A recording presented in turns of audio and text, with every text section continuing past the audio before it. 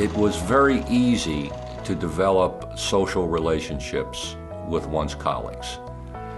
You might disagree politically, you might disagree on academic issues, but at the end of the day, we were friends. Nobody ever seemed to have much money or anything, even the faculty, but we sure figured out how to have fun. It was small enough that we really got to know each other pretty quickly. At the beginning of every school year, there was an all-college picnic. Our fall picnics and our spring picnics, going way back. I mean, they were pretty elaborate affairs. They were quite legendary. For a few years, we did things like ox roasts and pig roasts, luau's, and stuff like that. We had a social committee. It wasn't social and welfare. Nobody cared about our welfare. It was strictly social. It was a very live campus. We used to have wine festivals. Oh, they were big events. It was a fundraiser. I mean, it was one of the few fundraisers we had back then for scholarship money and things like that. The dunking pools that they had, and obviously as chairman, I had to get dunked. And it was usually the faculty that were throwing the ball. The very first day I was here, I ran into some people who I knew from Albany. And lo and behold, I see Bob McEnroe and Mike Gilmartin, and they were chatting. He's walking across campus one way, and I'm going the other, and we spot each other. And they started shaking their heads, oh no.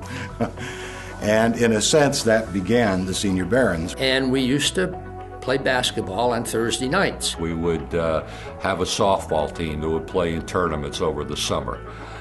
We would take trips together. Joking around one time, we decided, well, there's always this, and then there's the junior this, Now, we can't very well be the junior anything, but since the basketball team here at the college had begun to be known as the Barons or the Red Barons, we sort of adopted the name the Senior Barons. The Senior Barons had absolutely no official connection to Cordy Community College. In what other instance would you ever have a group of mostly men who are in such totally unrelated fields be a social group? To a person, the Senior Barons would say, we worked hard. We were dedicated teachers and staff members and stuff.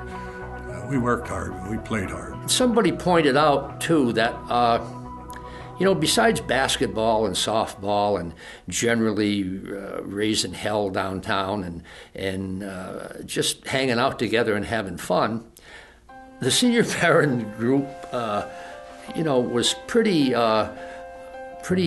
important to the college, to the whole college scene. They were the informal leaders of the college who really cared about the liberal arts, the general education, the core requirements, the development of the whole person. I just think they served a purpose that the college needs to be eternally grateful for.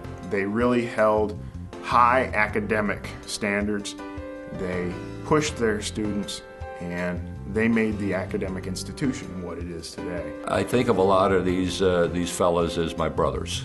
It's that close. Nothing that I really enjoyed more over my career than to get involved with other faculty members and see what their thinking was and where they were coming from, and whether it was out of math science or communications or business, whatever.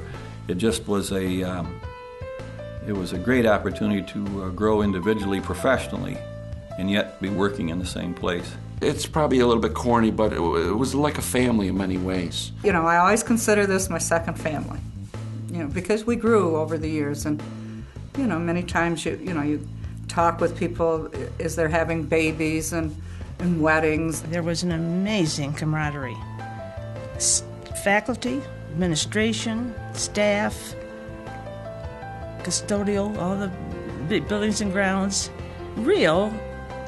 Maybe I was just fortunate, but I thought there was real caring for one another. The social community now encompasses more different parts of the campus than it ever did.